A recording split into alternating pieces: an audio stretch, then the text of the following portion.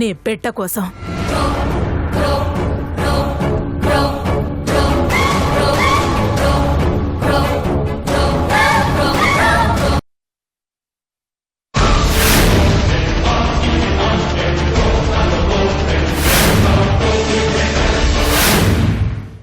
అక్క, నీకు నా మీద ప్రేమ లేదనుకున్నా, నిన్ను తప్పుగా అర్థం చేసుకున్నా. నన్ను విడిపించేలా చేసినావు. నా పుట్టినరోజుకి నేను మర్చిపోలేని బహుమతి ఇచ్చినావు. థ్యాంక్స్ అక్క.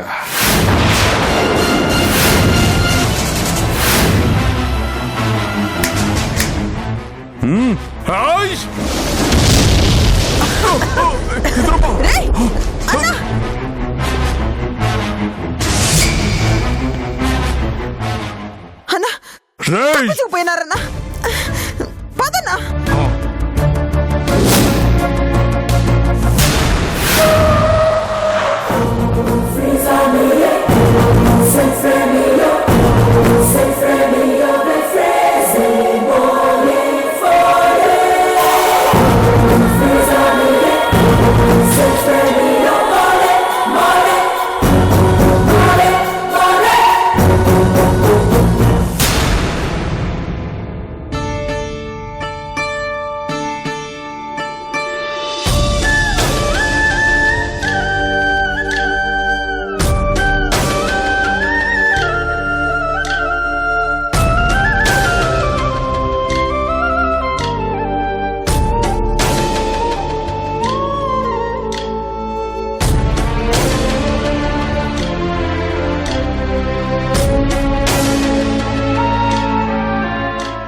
నాగి, ఎట్టా ఉండవరా? బావున్నా నాన్న.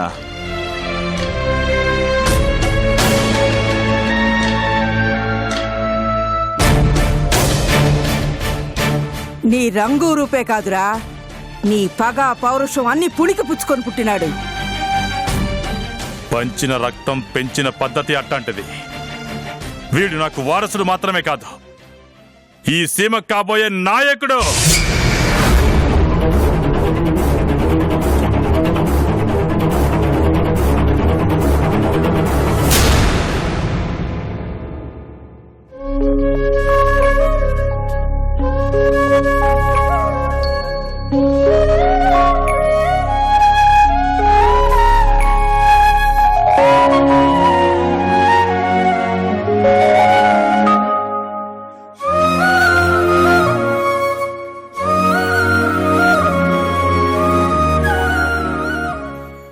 ఏంది తల్లి అట్టా చూస్తా ఉండావు? నాయన దగ్గరికి రావడానికి ఎందుకు ఆలోచిస్తా ఉండావు?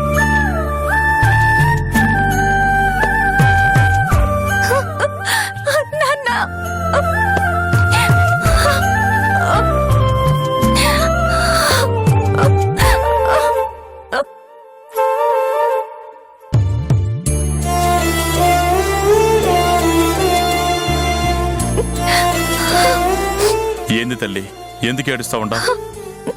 ఈ అడవకమ్మా, ఏమైంది చెప్పు. నువ్వింటికి వచ్చినందుకు ఆనందపడాలో, అక్క బావల్ని దాచి 2 కుటుంబాలపై పగ సాధిస్తున్నావని బాధపడాలో నాకు అర్థం కావట్లేదు. ఇదిరా నీ బిడ్డ వరస. బిందెడు పాలల్లో విషం చొక్క మాదిరి మన కుటుంబంలో చడుబుట్టినది ఇది.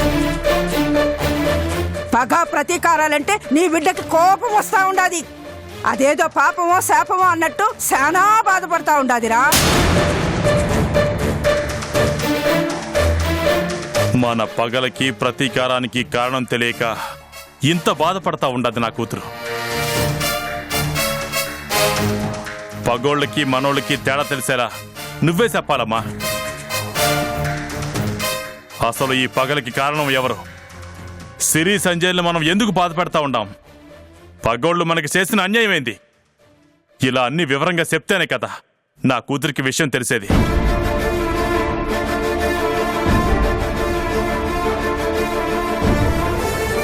ఇంతకాలం ఎక్కడో దూరంగా బతికి కొత్తగా సేమకొచ్చి ఉండారు కదా. మన పద్ధతి, మన సంస్కృతి మనమే అలవాటు చేసుకోవాలి. ఇలా అరుచుకుంటూ చెప్తే నేర్చుకోవడం కాదు, బిడ్డ బెదిరిపోతుంది. నాన్న, చెల్లి ఒకరు చెప్తే వినే రకం కాదు. ఎక్కువగా మాట్లాడితే ఎదురు తిరుగుతూ ఉండాది. చెల్లెమ్మ కూడా సీమ బిడ్డే కదరా, అట్నే ఉండాలా.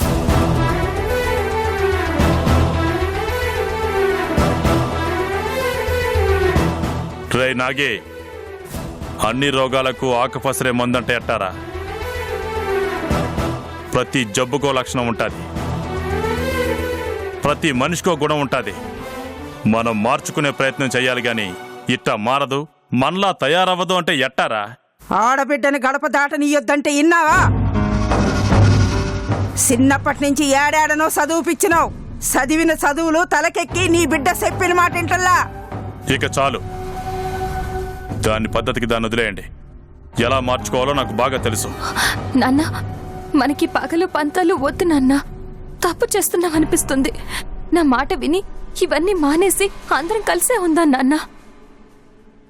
తల్లి, జీవితంలో ఒక్క విషయం గుర్తుపెట్టుకో, నువ్వు నాకు ప్రాణం కంటే ఎక్కువ.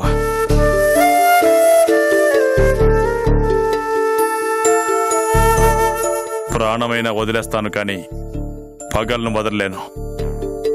ఇంకెప్పుడు ఇట్లాంటి మాటలు చెప్పమాకు తల్లి. కానీ నాన్న, నేను చూడమ్మా, భోంచేశాక మాట్లాడుకుందామమ్మా.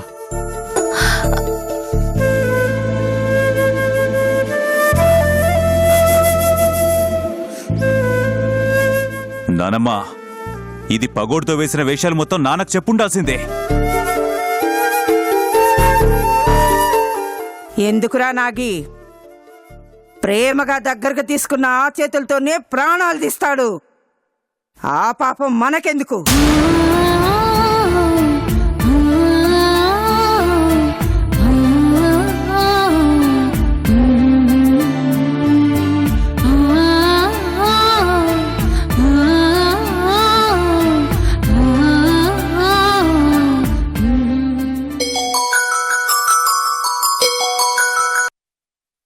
హలో అమ్మా, శివయ్య తప్పించుకుపోయినాడమ్మా.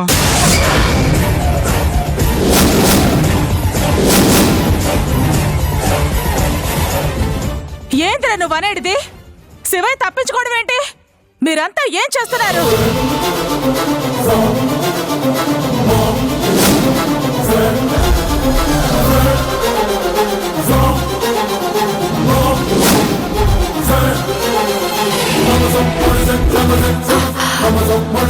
శివారెడ్డి!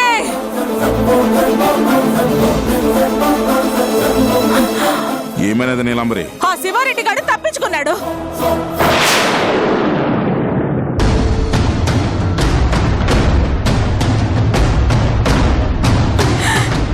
భగవంతుడా!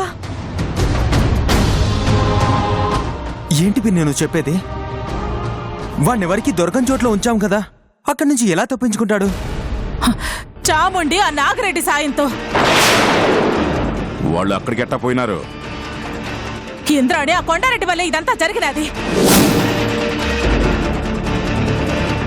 తమ్ముడు పుట్టినరోజని చెప్పి పోయినారు.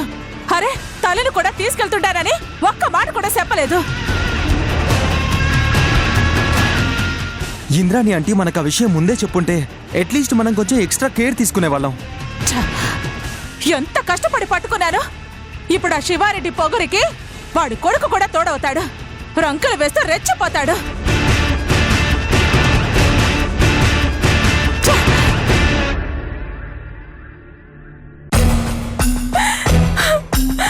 ఆ శివయ్య పగంతా నా పెద్ద కొడుకు పైనే.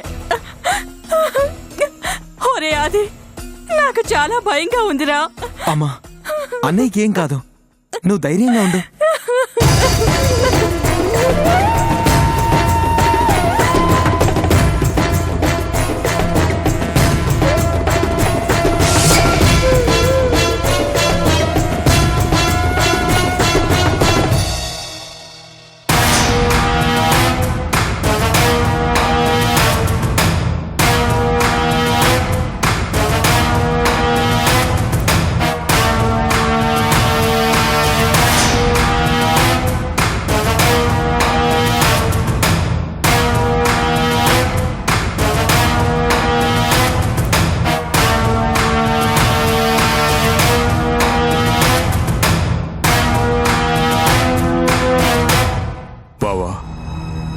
మమ్మల్ని క్షమించని అడిగేదానికి కూడా నోరు రావట్లేదు.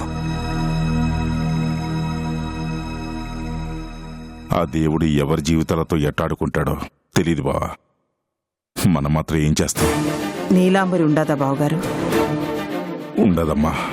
ఇంద్రాణి, శివారెడ్డి తప్పించుకున్నాడంట. ఇప్పుడు వాడి చేతిలో నా బిడ్డకేం ప్రమాదం లేదుగా? నువ్వేం కంగారు పడు మాకక్క, అట్టా ఏం జరగదు. మేమంతా ఉన్నాం కదా. దేనికి?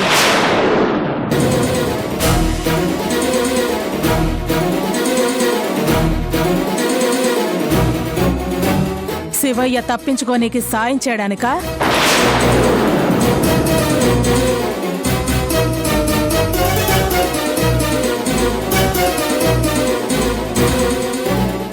మాకు తెలియకుండా జరిగిన తప్పిది నీలాంబరి. దయచేసి కొన్ని తప్పులకు క్షమాపణలుండవు, శిక్షలే అనుభవించాలి.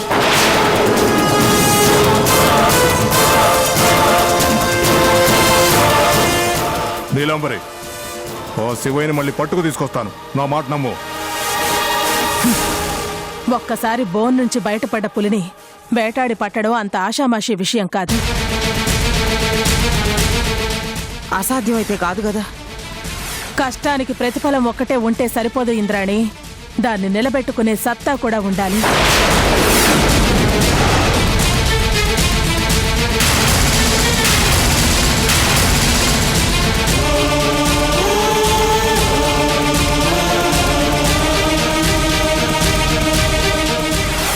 జరిగిందంతా మీరు కావాలని చేసింది కాదు కదా. నీలాంబరి కోపంగా ఉండదు, అందుకే అట్ట మాట్లాడుతూ ఉండదు. లేదు బావగారు, మేం తప్పు చేసినాం కదా, మాట పడాల. ఇందులో నీలాంబరిని అనుకోవడానికి ఏమీ లేదు. అసలు మనం చేసిన మొదటి తప్పు అమ్మ మాటలు నమ్మి అక్కడ తీసుకెళ్ళటమే. అవునన్నా, బిడ్డల్ని కనిపించిన తల్లుల్ని చూసినాం గాని ఇట్టా పగతో పెంచి నాశనం చేసిన వాళ్ళని అమ్మ అని పిలవడానికి కూడా సిగ్గుగా ఉండదు. నీలాంబరి ఎంతో కష్టపడి పగడ్బందీగా పన్నాగం వేసి ఆ శివయ్యని పట్టుకుంది. అతి త్వరలోనే సిరి సంజీని దొరుకుతారన్న నమ్మకంతో అందరూ ఉన్నాం. కానీ ఇప్పుడు తప్పించుకున్న శివారెడ్డి సిరి సంజయ్లకి హాని తలపెడతాడేమోనన్న తలంపే నాకు భయంగా ఉంది.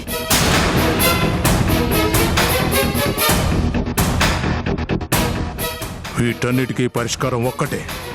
పగకి సమాధానం ప్రాణాలని నమ్ముకున్న తమ్ముణ్ణి, వాడి బలాన్ని, బలగాన్ని, వాడికి సాయం చేస్తున్న అందరినీ చెప్పటం. వాళ్ళ చావు మన కుటుంబానికి మనశ్శాంతి తీసుకురావాలి. అన్నా,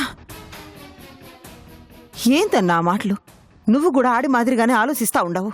సంపెంత కోపం నీకున్నా సత్య యోగం ఆడికి లేదన్నా. నిజంగా సంపాలా అనుకుంటే నిన్న రాఖీ కట్టిన చేత్తోనే ఒక వేటు వేయడం ఎంతసేపన్నా? కానీ రక్త సంబంధం కదన్నా. కాళ్ళకి మనసుకి సంకెళ్ళుగా మారి వచ్చే ప్రతి ఆలోచన మీద ప్రభావం చూపిస్తూ ఆణ్ణి రక్షిస్తా ఉండాలి.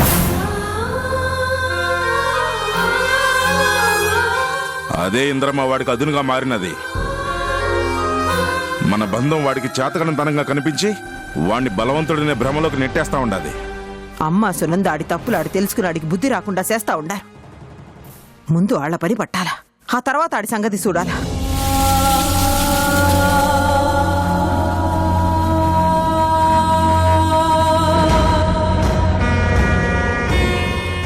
అక్క, నీ బిడ్డల ప్రాణాలకి నా ప్రాణాలు అడ్డు వేస్తాను. వాళ్ళకి ఏ ఆపద రాకుండా చూసే బాధ్యత నాది. చేసిన తప్పుకి ప్రతి క్షణం బాధపడతా ఉండాను. సిరి సంజయ్ని నీకు అప్పగించి నా తప్పును సరిదిద్దుకుంటాను. వస్తానక్క, వస్తాను బావగారు.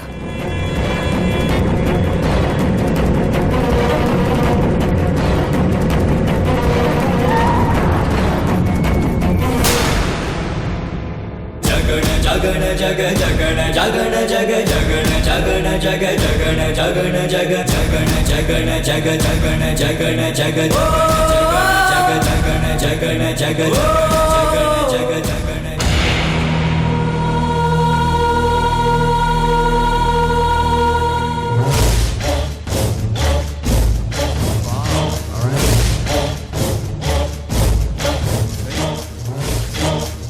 ఏమైనా సునందా, నువ్వు చెప్పిందేంటి, చేస్తోందేంటి?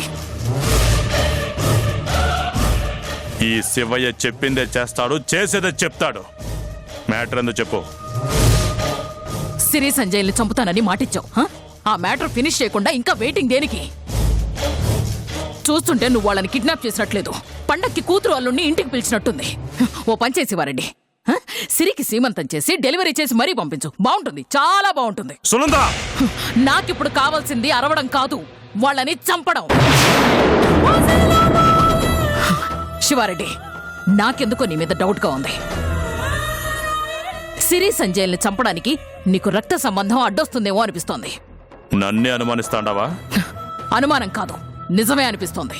చూడు, సిరిని చంపనని మా వదినకి మాటిచ్చిన. నా పగ సంజుగాన్ని చంపడం ఒక్కటే కాదు, ఆ సిరి కడుపులో ఉన్న వాడి రక్తాన్ని కూడా చంపాలి. పగోడి వంశానికి వారసుడనేవాడు లేకుండా చెయ్యాలి. అప్పుడే నా పగ చల్లారుతుంది. ఇదంతా ఎప్పటికి జరుగుతుంది? సిరి డెలివరీ అయ్యే రోజే వాడి చావుకి ముహూర్తం.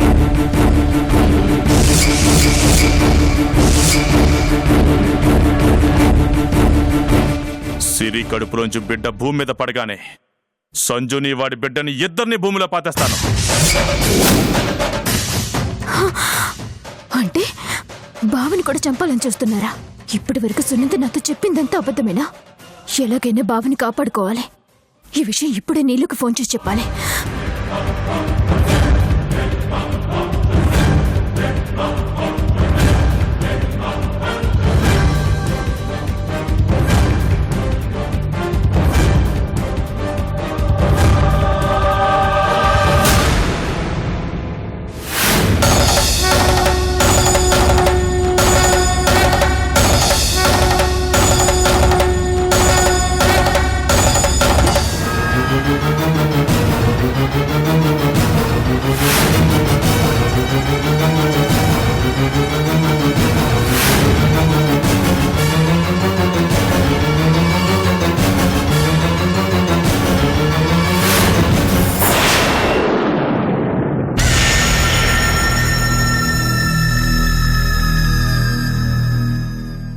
చేసిన ప్రతిసారి నాకు స్వార్థం గుర్తొచ్చింది, కానీ నువ్వు గుర్తుకు రాలేదు.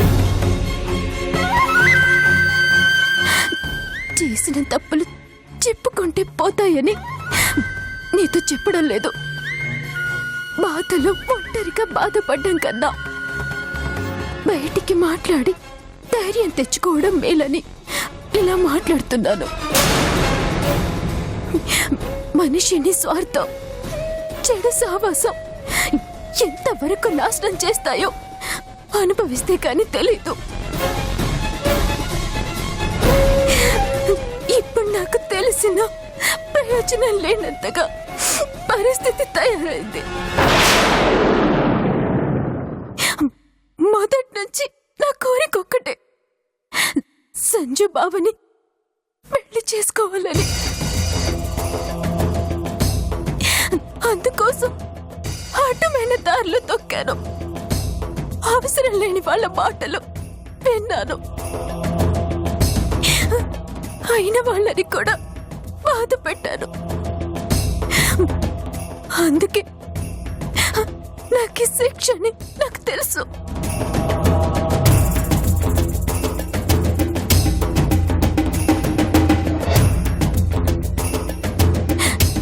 ఇప్పుడు నీతో ఈ కన్నీళ్లతో చెప్తే కరిగిపోయి నా పాపాలు కడిగేస్తావని కాదు,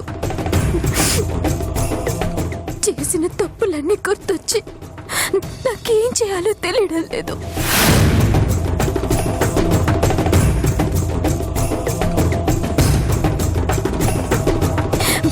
వాళ్ళ పగలు ప్రతీకారాల కోసం బావతో పెళ్లిని ఎరగా వేసి వాళ్ళు నన్ను వాడుకున్నారు.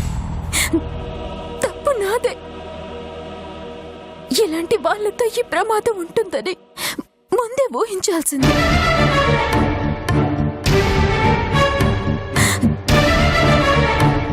ఈరోజు బావని కూడా చంపడానికి సిద్ధపడుతున్నారు.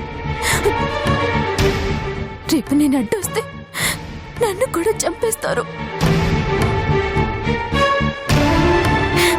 చంపడం వాళ్ళకి పెద్ద పని కాదు.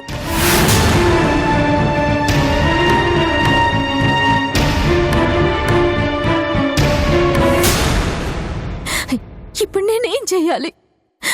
ఈ తోడేళ్ల కుప్పు నుంచి మా బావని ఎలా కాపాడాలి?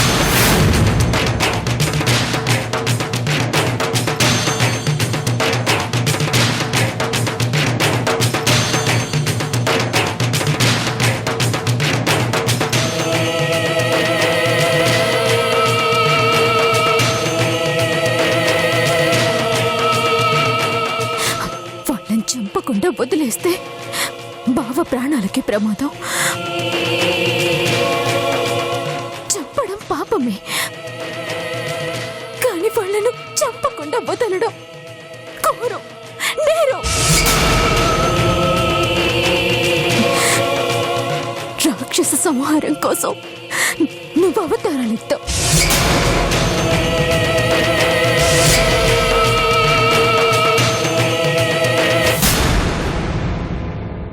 అమ్మా, నీ ధైర్యం నీ కళ్ళ ముందే ఉంది. నమ్మకంతో చూడు. భయం నీలో బాధని పెంచితే నమ్మకం నీకు తెలియని బలం ఇస్తుంది. లేదా అది నువ్వెన్ని చెప్పినా నాకు సంజుని చూసే వరకు ప్రశాంతత ఉండదురా. అయితే ఇంకో 2 రోజుల్లో అన్నయ్య వస్తాడు చూడు. నేనే వెళ్ళి తీసుకొస్తాను. కానీ